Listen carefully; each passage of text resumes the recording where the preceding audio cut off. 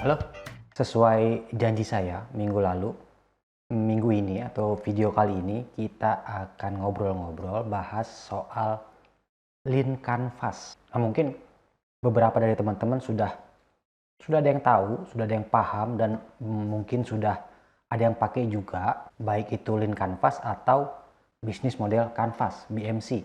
Jadi Lean Canvas ini alat bantu.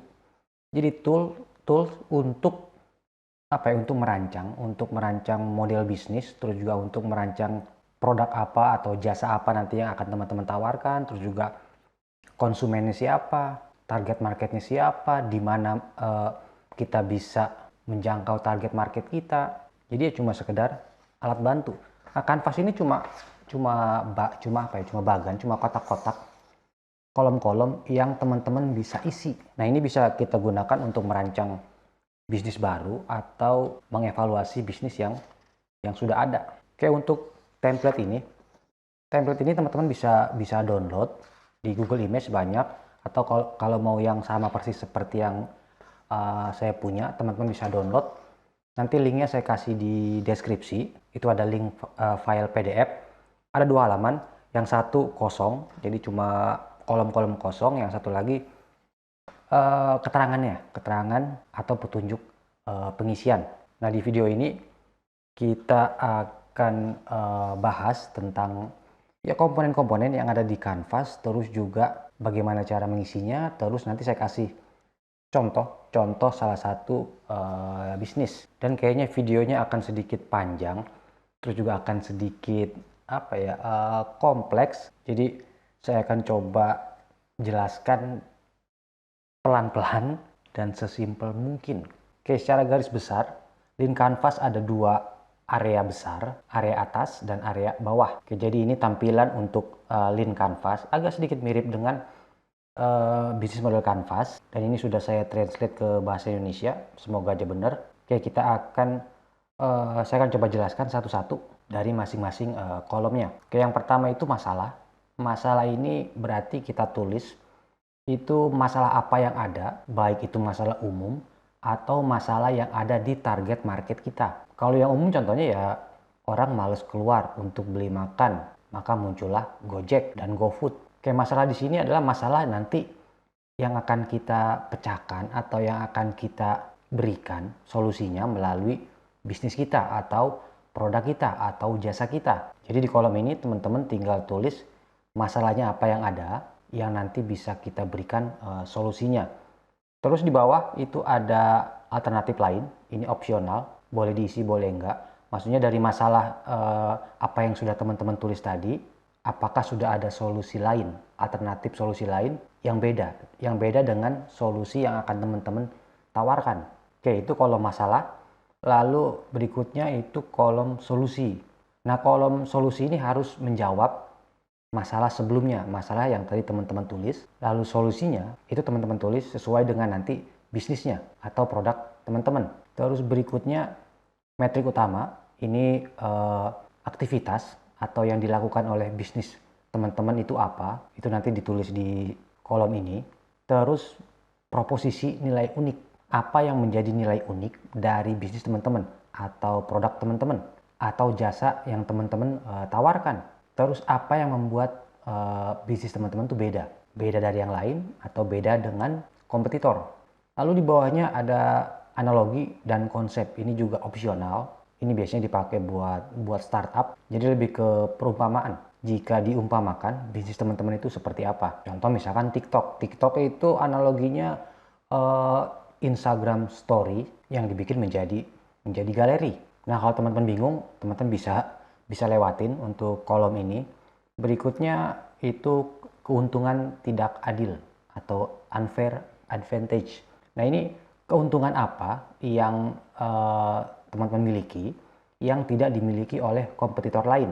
Jadi yang benar-benar tidak dimiliki oleh kompetitor lain. Contoh misalkan teman-teman orang yang berpengaruh di dalam grup atau di dalam komunitas, dan teman-teman punya produk yang ditawarkan untuk komunitas itu, nah itu teman-teman punya keuntungan yang tidak dimiliki oleh kompetitor lain. Nah, nanti detailnya bahas di contoh. Berikutnya kanal. Nah, ini kanal-kanal apa atau channel apa aja yang teman-teman gunakan untuk menjangkau target market atau untuk menjangkau konsumen teman-teman. Nah, ini bisa online, bisa offline, bisa juga keduanya. Jadi kanal ini di mana teman-teman bisa menghubungi atau berinteraksi dengan target market teman-teman. Oke, berikutnya segmen konsumen. Ini kayaknya sudah jelas, ini siapa konsumen teman-teman. Nah, ini kita tulis dengan detail, kalau perlu sampai ke demografi, area, terus juga umur, tingkatan pendapatannya, atau status pernikahan, itu kita bisa masukin. Semakin spesifik, semakin bagus. Terus di bawah ada pengadopsi awal. Nah, ini siapa yang kira-kira menjadi konsumen awal dari bisnis teman-teman. Oke, itu bagian atas. Lalu di bagian bawah juga cukup jelas. Itu ada struktur biaya. Ini ya biaya apa aja yang akan kita keluarkan, baik untuk operasional, marketing, dan lain-lain. Ini kita tulis. Terus di sampingnya ada pendapatan. Nah, ini nanti pendapatan dari mana? Ini juga cukup jelas. Oke, untuk mengisinya itu kita tidak mengikuti arah kolom, jadi tidak dari kanan ke kiri. Jadi kita mulai dari masalah atau dari segmen konsumen. Kalau kita mulai dari yang kanan, dari konsumen, berarti kita sudah tahu konsumennya siapa, target marketnya siapa, lalu kita cari masalahnya. Sedangkan kalau dari kiri, kita sudah tahu masalahnya apa, baru nanti mencari konsumen siapa atau target marketnya siapa. Oke, terus urutannya, setelah kita tahu masalah dan konsumennya siapa, baru kita isi nilai unik, proposisi nilai unik, lalu solusi yang akan kita berikan, lalu kanal-kanalnya, lalu metrik utama, aktivitas bisnis kita, terus biaya dan pendapatan, dan terakhir keuntungan tidak adil atau unfair advantage. Oke, kayaknya biar lebih jelas dan biar lebih simple, saya akan contohkan satu bisnis atau satu produk. Oke, misalkan saya punya usaha atau punya produk, itu kabinet gantung untuk sepeda lipat. Jadi kabinet dinding seperti kitchen set yang di atas, tapi untuk sepeda lipat.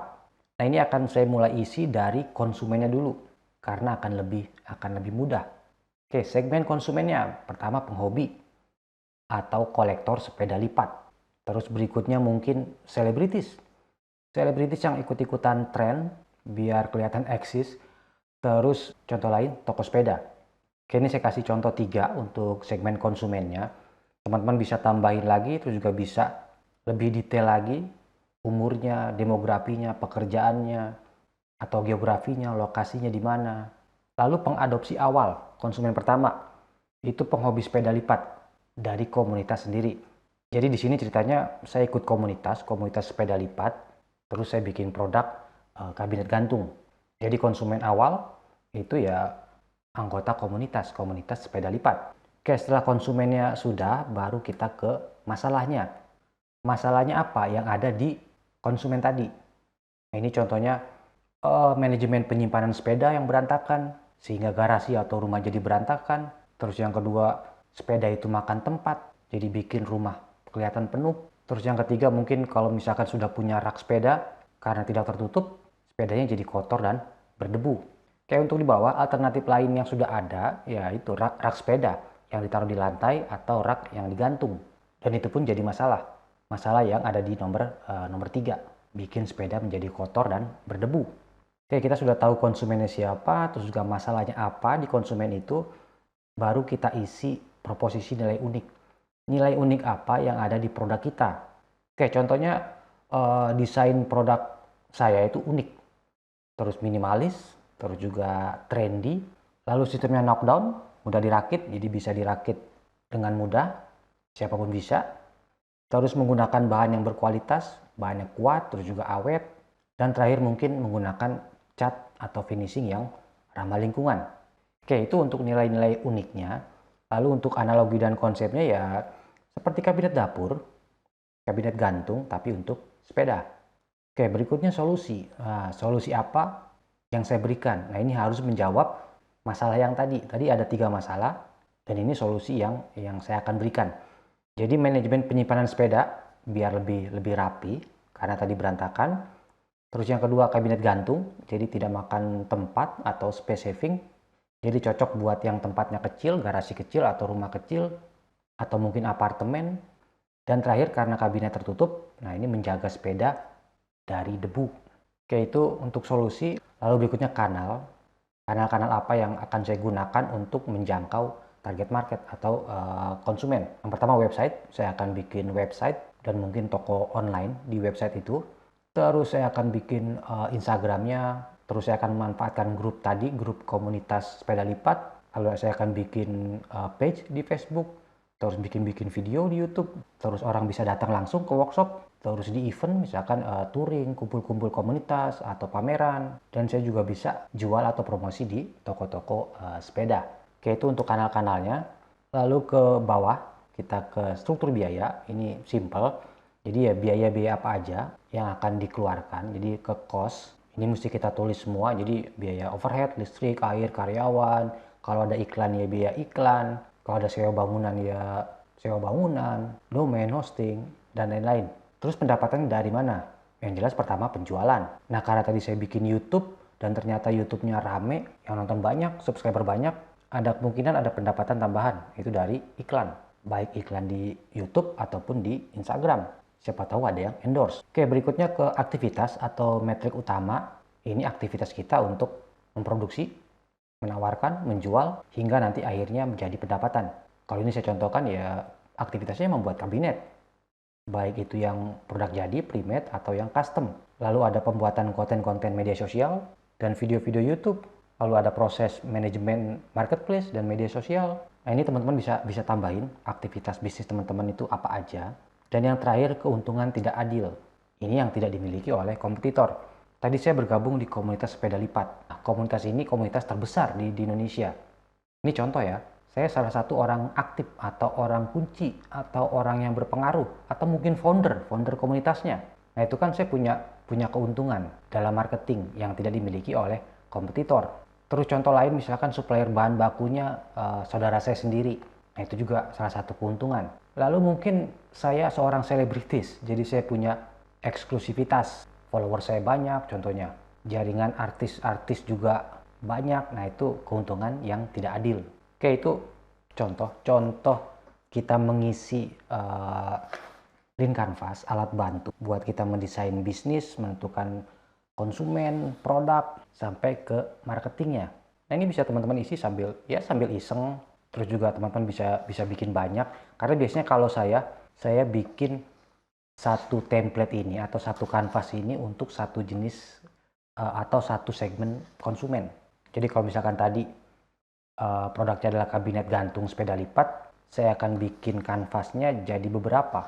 Karena kalau produknya terlalu broad, terlalu luas, dan konsumennya banyak, itu kan nanti beda keuntungan tidak adilnya, atau juga beda kanal-kanalnya bagaimana kita menjangkau konsumen tersebut. Kalau buat saya kanvas ini, baik lean canvas atau bisnis model canvas, itu ya sangat membantu buat yang baru mau atau baru mulai berbisnis, apalagi yang belum punya pengalaman, biar nanti lebih mudah untuk proses marketingnya, karena kita sudah tahu konsumennya siapa, kanalnya apa, tinggal nanti di marketing kontennya apa untuk konsumen tersebut. Nah, lean canvas ini bisa dipakai bukan cuma untuk produk ya, tapi jasa juga bisa, bahkan untuk startup. Karena kalau untuk lean canvas memang ditujukan untuk awalnya ditujukan untuk startup. Dia dikasih nama lean karena ya lebih langsing atau lebih ramping. Oke, semoga bisa dimengerti penjelasannya. Kalau teman-teman masih bingung bisa tulis di komentar bingungnya di mana, atau teman-teman bisa cari referensi lain karena tutorialnya banyak, baik artikel terus juga video itu banyak, teman-teman bisa cari. Oke, nanti kita ketemu lagi minggu depan. Sampai jumpa.